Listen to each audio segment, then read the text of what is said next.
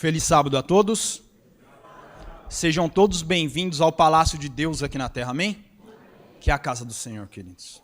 Meu nome é Daniel, eu sou esposo da Thalita. Ela foi membro aqui da igreja de Vila Buarque por alguns anos, inclusive foi aqui que ela se batizou. Então, a casa da minha esposa, a casa de Deus, eu me sinto em casa também. Muito obrigado pelas felicitações, todos aqueles que se comunicaram até nós. Mas o José me fez o convite há algum tempo e nós preparamos então uma mensagem com o título A Cosmovisão do Céu. Mas antes ainda de iniciarmos, eu gostaria de fazer uma oração. Os irmãos podem ficar assim como estão. Fechem seus olhos que vamos falar com Deus. Santo Deus, eterno Pai, que habita no trono de Safira, puro e santo, aonde anjos clamam a Ti, Santo, Santo, Santo és o Teu nome, Senhor. Nós estamos aqui na qualidade de Teus filhos, mas o mérito, o merecimento, a glória é do Cordeiro que verteu o Seu sangue por cada um de nós, Pai. Perdoe os nossos pecados, tenha misericórdia de nós. Entraram aqui no Seu celeiro, ó Deus, as Suas ovelhas, e aqui eis uma também se comunicando a elas. Há ovelhas aqui desesperadas, Pai, talvez com uma crise psicológica, outras possivelmente com uma enfermidade no corpo mesmo, Senhor, outras desempregadas, cada uma com suas necessidades, mas que elas sejam supridas no poder do Espírito Santo, Senhor. Nós clamamos a Ti, que o Senhor permaneça conosco, no santo e sagrado nome de Cristo Jesus, oramos, amém. O que é a cosmovisão? Para eu não tirar essa palavra de alguma outra pessoa, eu escolhi então, deixa eu ver se eu liguei aqui, é para lá?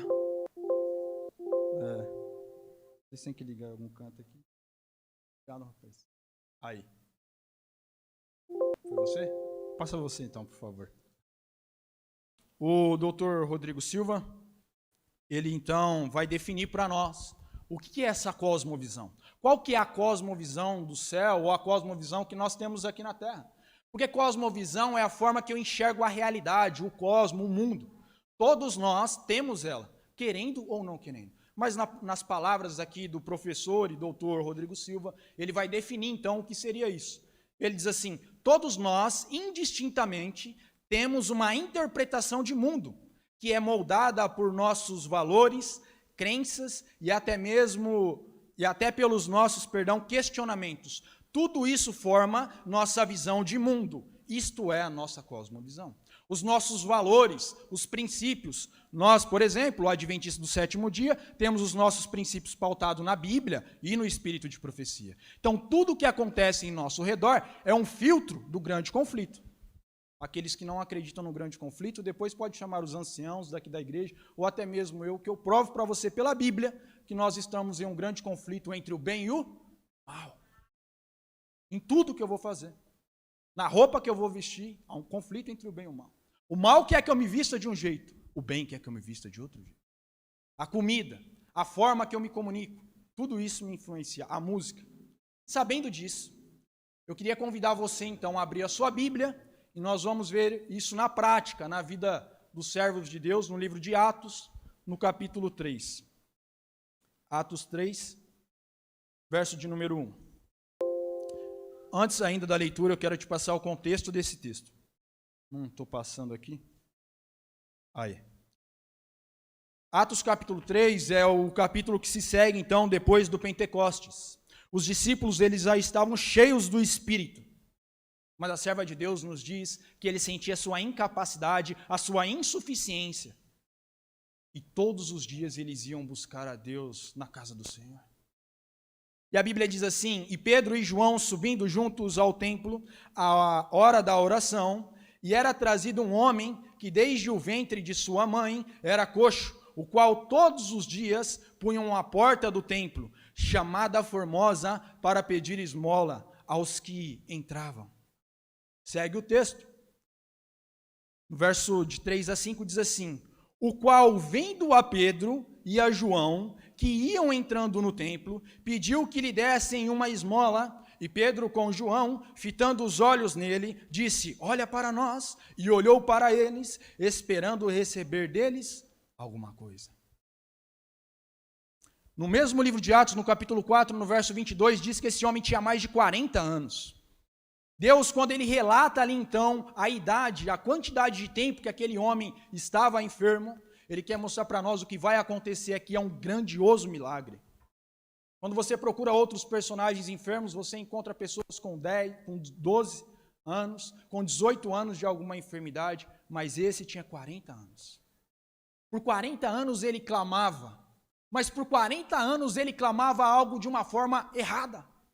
Porque o que nós vamos ver no seguinte do texto aqui, é que ele pede ouro e prata, mas o que Pedro e João oferecem a eles é: seja curado em nome de Jesus.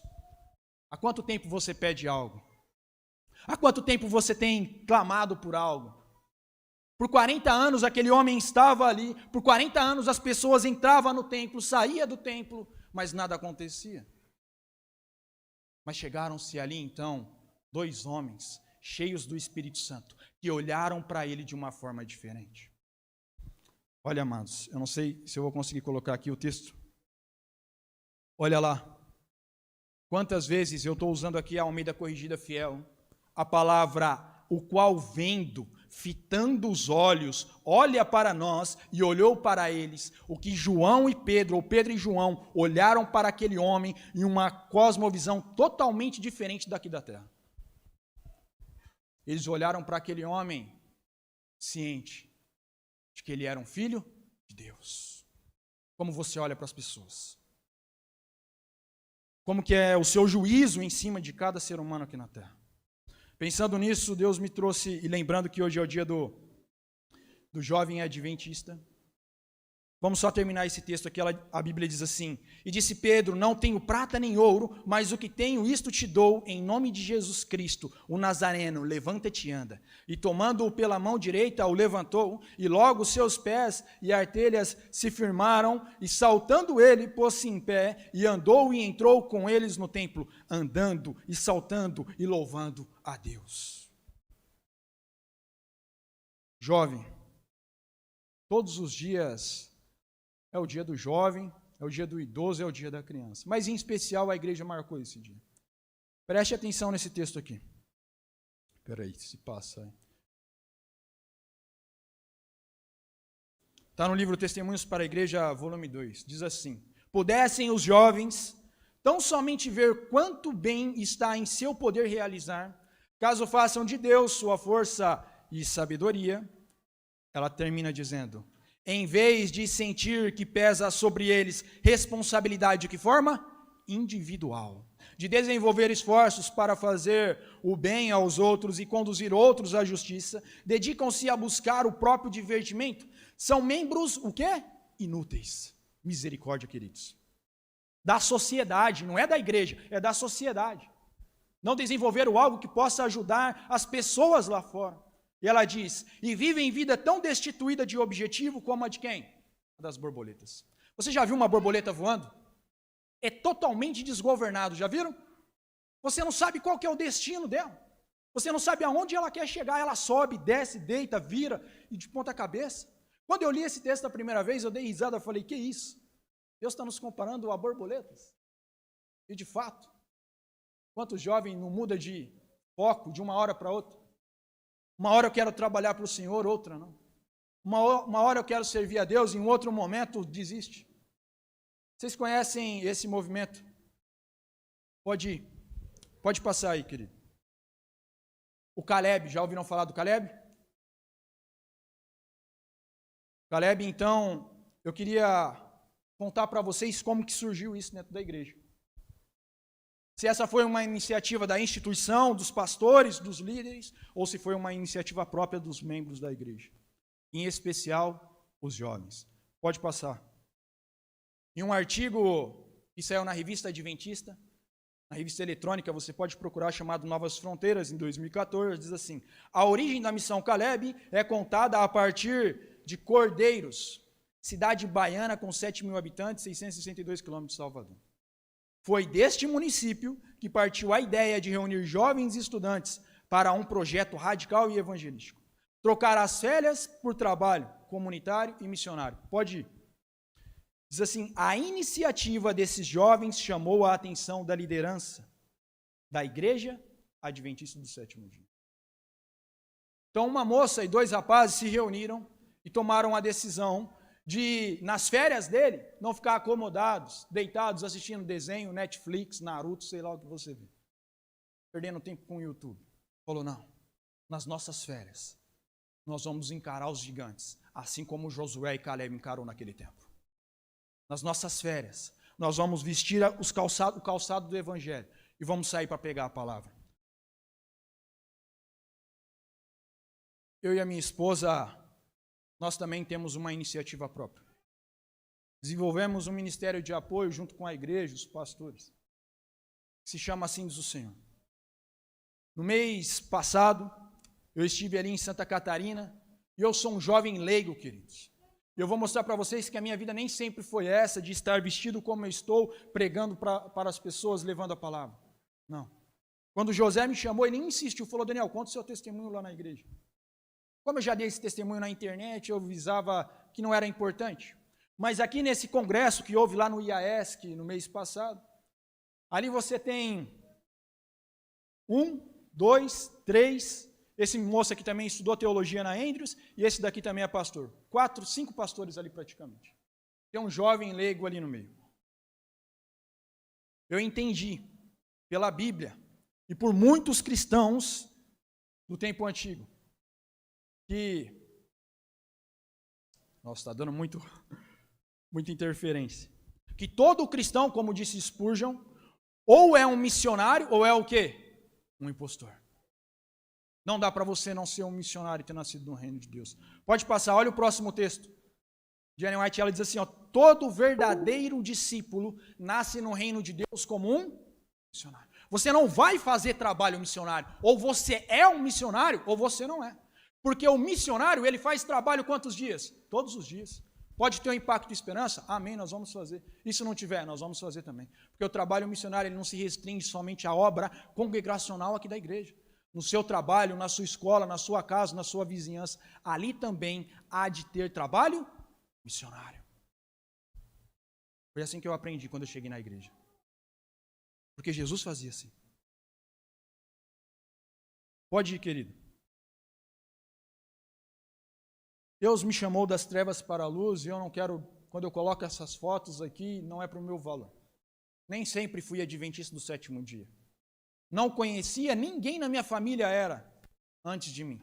Só a minha avó, por parte do meu pai, que teve um contato lá tão distante. Mas não tinha ninguém.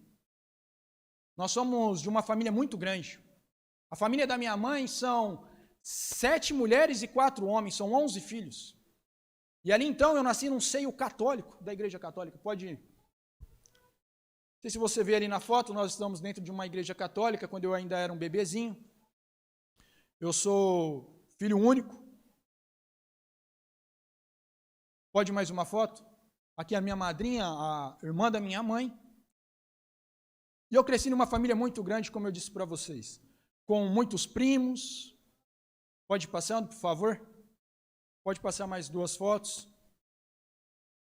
Só que na minha adolescência eu me envolvi com uma cultura chamada cultura do hip hop. Conhece? No hip hop ali você tem um rapper, você tem o DJ, você tem o b-boy, que é o que dança, e você tem o grafite, que é a pessoa que faz a arte ali na parede. Muitos deles são pichadores, que foi o meu caso. Eu me tornei um b-boy, dançava.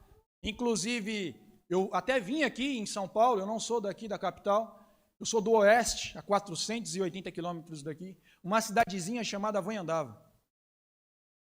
Foi ali que eu nasci. E envolvido com essa cultura, eu também vivia num outro mundo. O mundo das baladas, das festas, das drogas, da boêmia. Pode ser que eu esteja falando para um jovem aqui que tem sido seduzido por esse mundo vil, pervertido. E ali eu participei de tudo que é coisa que você imaginar, queridos. Fui em show de rap, de reggae, de rock, até em rave eu fui parar uma vez. Só que isso trouxe consequências para a minha vida. Pode ir mais uma. Eu era um dos líderes desse grupo, e não tenho tempo para contar toda a história aqui, seria mais ou menos 1h40, mas dentro desse período eu conheci as drogas, fui parar numa clínica de recuperação, filho único, minha mãe solteira. desespero da minha mãe. Minha mãe chorava todos os dias, tudo que ela pôde fazer por mim, ela fez. E eu estava em uma crise terrível dentro de casa. Até que ela me levou em um pastor batista. Nós não tínhamos contato com nenhuma igreja adventista ou coisa assim. E ali então ele sugeriu que a gente fosse para a clínica de recuperação. E eu fui. Passei um mês lá dentro da clínica. Você pode passar, essa é uma foto ilustrativa. Você passa lá, Zé? Fazendo um favor. E depois desse período que eu passei ali na clínica de recuperação, eu saí e fui parar em uma cidade chamada Campinas. Pode ir, amigo. E ali em Campinas, então, foi a primeira vez que eu tive um contato com a Igreja Adventista do Sétimo Dia. Eu trabalhava em um frigorífico, 11 dias e folgava 2. Das 6 horas da manhã às 2, 3 horas da tarde. E fazia um trabalho voluntário, eu bebia, fumava cigarro e etc. Mas uma pessoa falou assim, Daniel, como você chega 2, 3 horas da tarde, a gente vai construir um cômodo aqui no fundo. Você não poderia ajudar? A vizinha ali do fundo. Eu falei, não, eu posso ajudar. E ali então chegou um homem, que era o pedreiro. E ele era um adventista do sétimo dia. Ele era nordestino, tinha estudado até a 5ª série. Mas aquele homem falava cada coisa que eu nunca tinha ouvido antes. Ele falava de Daniel e Apocalipse, da profecia, falava de alimentação para o povo no tempo do fim. Eu falei, eu nunca ouvi isso, que crente não come carne, que história é essa? Ele falou, não, tem mensagem de saúde para nós. Deus está preocupado com o seu corpo, pois o seu corpo é santuário de quem? Do Espírito Santo. E cada um de nós vamos ter que dar responsabilidade de tudo o que nós fazemos com o nosso corpo. Obrigado. Só que ele tinha um problema muito sério. Ele tinha passado por 2 movimentos dissidentes. E quando ele me conheceu, ele estava ali sendo induzido, e eu também junto com ele, sobre um movimento conhecido como antitrinitarianismo. Já ouviu falar? Não? É um movimento que não crê na Trindade. E eu fiz parte desse movimento. Minha ficha batismal estava pronta. Mas eu fui para esse movimento dissidente. Satanás agora me levou para um outro extremo. Eu tive o extremo da prostituição, do liberalismo, pichação, festa, droga. Eu nem vou falar o nome das drogas aqui por conta das crianças, mas foi terrível, queridos. E aí agora para um outro extremo também do fanatismo, da heresia. E ali eu passei naquele movimento por mais de 1 ano e meio. Saí de lá. Então me enchi de tatuagem, eu tenho mais ou menos uns 30% do meu corpo tatuado. Mas não é porque eu tenho o corpo tatuado que eu vou falar para você que é certo fazer isso, porque é errado. É uma agressão ao corpo que Deus concedeu a você. A responsabilidade que Deus te deu e me deu também. E eu já conheci um pouco do Evangelho, mas eu saí porque ali era muito fanatismo. Mas a palavra do Senhor, quando ela é implantada no nosso coração e ela é regada pelo Espírito, o Espírito Santo nos incomoda todos os dias. E houve um dia que eu comecei a chorar desesperado.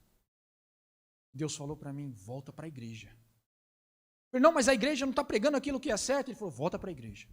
Porque débil, defeituosa, cega e nu como um trapo de imundície. A igreja adventista do sétimo dia é o único objeto a qual o Senhor confere toda a sua atenção aqui na terra. Amém? Amém. Isso não é orgulho, queridos. Isso não é vaidade. Deus escolheu essa igreja como a igreja verdadeira, como a igreja remanescente para o tempo do fim, com uma mensagem distinta de toda e qualquer outra igreja que tem na face da terra. Amém? Nós temos a mensagem dos 3 anjos. Nós sabemos quem é a besta, a imagem da besta, o sinal da besta. Claro que a salvação vem por Jesus Cristo, mas vai ser essa mensagem, esse povo que vai dar o alto clamor. Eu creio de todo o meu coração. Cada fibra do meu ser, quando eu saio de casa para pregar, eu lembro disso. E aí tem um jovem especial, que está ali na foto também, que também me acompanhou, no mundo do grafite e da pichação. E quando eu venho para a igreja, então, esse jovem chega lá na porta da minha casa e fala, Daniel, vamos dançar. Nós disputávamos muitos campeonatos. A gente foi para o Mato Grosso, Minas Gerais, vim para Diadema, fui para o Rio Grande do Sul disputar campeonato. Tinha um futuro, uma carreira promissora ali no meio. Quando ele chegou na porta da minha casa, eu falei, não, eu não vou dançar. Ele falou, o que você está fazendo? Eu Falei, estou estudando a palavra de Deus. Ele falou, palavra de Deus? Eu falei, é. Falou, posso entrar aí? Aí eu fiz igual o Luiz Gonçalves. Falei assim, vem aqui, vem mais pertinho. Ah, queridos, ali foi Bíblia o dia inteiro. E para a honra e glória de Deus, esse mesmo jovem que vocês veem, quero pedir para que o irmão passe ali a imagem. E hoje ele é um adventista do sétimo dia. O Jaime, ele tem a barbearia dele. Às vezes eu olho no WhatsApp, é terça-feira, ele escreve assim, só tenho vaga para segunda que vem. E olha que todos os sábados ele fecha.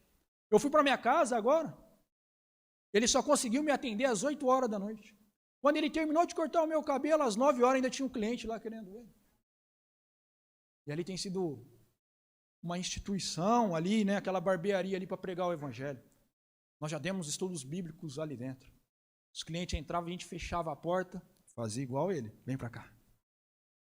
Estudava a palavra com ele. Só que não foi só o Jaime que foi batizado. Depois que eu vim para a igreja, eu, o Jaime, a minha mãe, a minha avó e a mãe do Jaime, hoje são todos os adventistas do sétimo dia. Todos, queridos, todos. Essa é a minha igreja, lá onde eu moro, onde eu morava. E é a igreja mais linda do distrito. Eu tenho o privilégio, hoje, de partilhar toda essa história, e tem muitas outras coisas ainda. Nós não tínhamos casa própria. Sempre morei na casa de um cômodo só. Depois que eu conheci a mensagem, minha mãe falava, Daniel, eu quero uma casinha. Eu falei, para quê? Jesus está voltando. Nós vamos sair dessa terra, mãe. Ela falava, não, mas antes de Jesus voltar, você não deve ser pessimista. Eu quero a minha casinha. Nós começamos a orar. Mais de 1.500 pessoas se inscreveram num projeto do governo para 174 casas. A minha mãe foi a 32ª vencedora daquele contemplamento. Hoje ela tem a casinha dela lá em Avanhandava. Essa é uma foto que eu tirei no fim do ano passado, agora, quando eu visitei lá a minha mãe. E quando eu saí de casa para ser um missionário voluntário da igreja, eu não ganho nem R$1, nem nada da igreja. Muitas pessoas chegaram até mim e falaram, Daniel, você é louco? Você é filho único, você vai deixar a sua mãe. Mas a minha mãe falava para mim, eu prefiro você longe de mim, mas com Jesus, do que perto de mim sem Jesus. Então vá, meu filho, e prega o evangelho. Desde lá, queridos, quantas mães não me abraçaram, quantas mães eu não vi chorar na minha frente, porque os filhos são escravos das drogas. Quantas? Teve uma em especial, eu não lembro o nome dela, mas eu lembro o nome do filho dela, era Rodrigo. E aquela mãe, ela me abraçou de um jeito, ela chorou de uma forma. Naquele dia ela não abraçava o Daniel, ela abraçava o filho dela porque ela via esperança. Se eu falo para você, mãe, tio, tia, avó, cunhado, primo, sobrinho, que tem alguém na sua família que é escravo das drogas, igual a gente vê aqui próximo na Cracolândia, acredite em nome de Jesus que ele pode ser liberto desse pecado. Deus tem poder. No livro Testemunhos para a Igreja, volume 8, na página 19, a serva de Deus diz assim, não há limite para a utilidade de quem, pondo de parte o próprio eu, dê lugar ao Espírito Santo no coração e vive vida inteiramente consagrada a Deus. Não há limite para o que Deus pode fazer com você. Deixa de lado o seu eu, a sua vaidade, o que você gosta. Entrega a sua vida na mão de Jesus. E quando ali eu, estudando com o Jaime, eu fui trabalhar em um lugar diferente. Talvez alguns adventistas nem trabalhariam ali. Porque quando eu recebi a mensagem da igreja, eu aceitei ela como um todo. Como eu disse para vocês, eu era vegetariano. Pode ir. E eu trabalhei por 2 anos dentro de um frigorífico. Imagine a loucura, a insanidade para as pessoas que olhavam. Oh, mas como assim você não come carne? Que história é essa? De onde que veio isso? E eu tinha que provar para eles, queridos, lá dentro do frigorífico, de que o alimento não era saudável. Eu falo para vocês aqui, não quero forçar ninguém, cada um é livre de consciência, cada um vai dar a responsabilidade perante Deus. Mas se você tem condições, em nome de Jesus, cuide do seu corpo. Porque o que eu vi ali, eu vi, não passou no YouTube, não foi no Jornal Nacional, o negócio da carne fraca, não. Eu vi a condição dos animais. Com tumores, com pus. E ali eles cortam a parte que está com pus, embala e vende para as pessoas como se não fosse nada. Satanás colocou na cabeça dos homens hoje de olhar para os seres humanos, os seus semelhantes, como ratos em laboratórios. A gente vê essa guerra terrível lá na Ucrânia.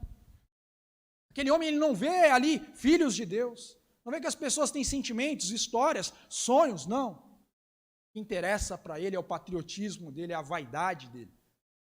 E isso, inclusive, tem afetado a igreja. Tem dividido entre esquerda e direita. A esquerda, o comunismo abominável, ateu na sua raiz. A direita, por si só, são idólatras de mamão. Só pensam no dinheiro, muitos deles. É um risco que nós corremos. Mas nós sabemos que a nossa pátria não é aqui, a nossa pátria é celestial. Quando as pessoas perguntam para mim de que partido você é, da direita ou da esquerda, eu falo, eu sou de Jesus.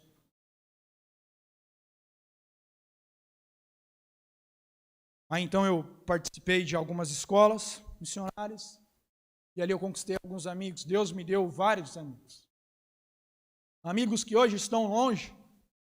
Inclusive uma dessas moças está lá na Romênia, divisa ali com a Ucrânia, pregando o Evangelho. E dentro desse mundo, para um jovem como eu, que fui no show do Racionais, Charlie Brown e etc., eu era tão, me perdoe a palavra, tão tranqueira, que uma vez eu entrei no show do Racionais, eu estava com uma garrafa de bebida alcoólica, eu consegui colocar ela no meu corpo, na minha cintura, e nem um segurança do show do Racionais conseguiu me parar. Eu me infiltrei lá dentro com a garrafa, sem pagar nada. Mas uma vez eu estava na escola missionária, e eu vi uma flor. Eu não sei se você conhece essa flor, a moça vai colocar lá. Você sabe que flor que é essa? Do maracujá. Para um jovem que usava drogas e ia num monte de show como esse, eu comecei a olhar aquela flor e falei, que incrível. Tantos detalhes, tantas cores fantásticas, inclusive a natureza. No livro Ciência do Bom Viver, a serva de Deus diz que é o médico divino. Ao contemplar a natureza, o nosso caráter é transformado, queridos.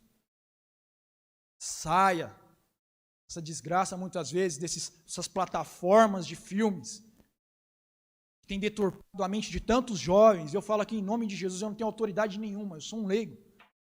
Mas por experiência que eu vivi, queridos, abandone esses filmes. Vá ter contato com a natureza, o máximo possível que você conseguir. E pregando, então, ali nas escolas, eu conheci uma moça, pode passar, por favor? Vocês conhecem a mocinha? E foi um presente de Deus para mim. Nós namoramos, alguns aqui até conhecem essa história, namoramos por 6 meses, sem beijar. Fiquei noivo, mais 6 meses, sem beijar também. A primeira vez que eu dei um beijo na minha esposa foi no púlpito, perante o altar do Senhor. Ah, Daniel, mas isso não está na Bíblia, não está no espírito de profecia, mas foi um pacto que eu e a minha esposa fizemos. Porque nós conhecemos a nossa natureza. Eu não sei se você se conhece. E eu sabia que muitas vezes um beijo poderia desencadear um monte de outras coisas dentro do nosso relacionamento. Porque, como eu disse para você, eu não nasci na igreja. Infelizmente. Eu digo para as pessoas assim, sabe quem são aqueles que nasceram em berço de ouro? Aqueles que nasceram em um lar cristão, num lar adventista do 7º dia, cujo na sua casa tem um culto toda manhã e toda tarde. Você sabe os horários, está na Bíblia. Mas nós tivemos um noivado muito feliz, esse é o contrato, né? Então estamos ali, esse é o dia do nosso casamento. Interessante que no nosso casamento, nós como missionários não tínhamos condições nenhuma, mas Deus nos deu tudo que nós precisávamos. Tudo. Desde o terno que eu estou vestindo, até o vestido de noiva da minha esposa, que inclusive ela é a terceira que casou com esse vestido. É o vestido casamenteiro, viu? Só colocar ele que a bênção vem. Eu gostaria de contar um outro milagre que aconteceu, porque na nossa viagem de lua de mel, nós fomos para uma cidade chamada Monte Verde. E ali é uma cidade turística, então as coisas ali são um pouco caras. Nós passeamos dentro daquilo que a gente tinha limites. E no sábado, Eu coloquei o meu terno. E a gente falou, vamos para a igreja. Minha esposa falou, por que você está colocando terno? Você não vai pregar? Falei, você não sabe? Quando nós chegamos na igreja, uma igreja desconhecida para nós, passamos ali, participamos da lição da escola sabatina, um irmão me procurou, falou, Daniel, eu falei, o quê? Olha, falou Daniel, não, ele nem me conhecia, perdão. Ele olhou para mim e falou assim, algum de vocês pregam? Eu falei, sim, eu prego. Ele falou, nunca te conheço, nunca te vi, mas eu gostaria de conceder o púlpito para você nessa manhã. E ali então eu passei a mensagem. Pregamos. Quando terminou o culto, uma mulher me procurou e falou assim, você contou que estão de lua de mel aqui na cidade? Eu sou dona de uma fazenda aqui, a Fazenda Radical. Amanhã você pode ir lá e o que você quiser brincar lá na fazenda, pode ir, que é tudo de graça. E as crianças me chamando de pastor, ô pastor, ô pastor. Eu falei, não sou pastor não. Cheguei no outro dia, fui lá na fazenda da mulher, procurei o pezão que ela falou para eu procurar. Quando eu encontrei com ele, ele falou, pastor, está tudo certo. Pode assinar o papel, que você quiser brincar aqui, você pode brincar, fica à vontade. Milagres, queridos. Milagres. O mesmo Deus que abriu o mar vermelho, o mesmo Deus que fez Pedro andar sobre as águas, o mesmo Deus que parou o rio Jordão, é o mesmo Deus que fala o seu coração, porque há mais graça no coração de Deus do que pecado no coração dos homens. Porque onde abundou o pecado, superabundou a graça. O diabo pode ter oferecido para você toda e qualquer iguaria dessa terra. Mas o que Deus ofereceu para nós são ruas de ouro para provar para o homem que aquilo que nós consideramos aqui na terra, lá no céu nós vamos pisar em cima, porque para Deus não vale nada, o que vale nessa terra é você. Ele quer te salvar. Então para de titubear. Deus deu o que Ele tinha de mais valioso, a pérola de grande preço, o seu Filho Jesus Cristo, em prol de nós pecadores miseráveis, e muitas vezes se rebelamos a Deus. Sabe por que Pedro conseguiu olhar para aquele homem enfermo de uma forma diferente? Porque ele tinha experimentado aquilo na vida dele. Como que nós vamos oferecer para Jesus, o Espírito Santo, às pessoas, se muitas vezes nós não buscamos? Mas Daniel, eu estou buscando, eu estou lendo a Bíblia, eu estou entesourando textos da palavra de Deus e nada muda na minha vida. Continua. Persiste. Pode ir. Abra sua Bíblia no livro de Lucas, capítulo 22. Nós vamos ler primeiro o verso 34 e depois nós vamos pular alguns versos para resumir aqui a história. Diz assim, capítulo 22 de Lucas, verso 34. Mas Jesus lhe disse, afirmo-te, Pedro, que hoje 3 vezes negarás que me conheces, antes que o galo cante. Agora eu peço para que você pule para o verso 57, pode passar. Diz assim, mas Pedro negava dizendo, mulher, não conheço. Verso 58, a segunda vez, pouco depois vendo o outro, disse, também tu és dos tais. Pedro, porém, protestava, homem, não sou. A segunda, verso 59, estava com ele, a segunda parte do verso, porque também é Galileu, mais no verso 60. Mas Pedro insistia, homem, não compreendo o que dizes. E aí o galo canta. Quando o galo canta, Pedro, então, ele se recorda do que Jesus tinha falado para ele. E a Bíblia diz, no verso 61 e 62, o seguinte, então, voltando-se o Senhor, fixou os olhos em Pedro, e Pedro se lembrou da palavra do Senhor. Como lhe dissera, hoje 3 vezes me negarás antes que cante o galo, antes que o galo cante. Jesus olhou para Pedro de uma forma diferente. Jesus poderia acusar ele, poderia condenar ele, falar para ele, olha Pedro, eu não tinha te falado, você foi teimoso, você foi sanguíneo demais, quis tomar a decisão por si mesmo, e não percebeu que você iria cair. Mas você falou que não. É claro que Deus tem para que a gente não caia. Eu acredito, queridos, de todo o meu coração, que assim como Deus trabalhou na minha vida e me libertou da escravidão da cocaína, Ele pode libertar qualquer um e dar poder para a vitória para qualquer um, em nome de Jesus. Eu acredito. Sabe por que eu acredito? Olha esse último texto que nós vamos ler aqui. Está no livro Manuscriptus Elisis, no volume 21, diz assim: aqui está a fé em Deus e fé nos homens. Cristo nunca teria dado sua vida pela raça humana se ele não tivesse fé nas almas por quem ele morreu. Jesus, ele acredita em você. Ele acredita que você possa ser um médico, um psicólogo, um dentista, um missionário, aonde você for. Jesus, ele olha para você não como às vezes seu pai, a sua mãe, ou o professor te olha, alguém que pode te condenar, ou até mesmo como você se enxerga. Ele não vê você simplesmente como um candidato no céu. Ele vê você com uma certeza de que você pode, em nome de Jesus, morar com ele na Canaã celestial. Ele acredita nisso. Senão ele não teria dado a vida dele por você.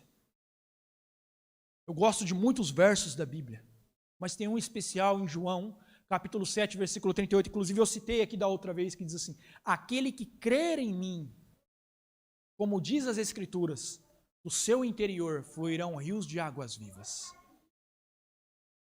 Você crê?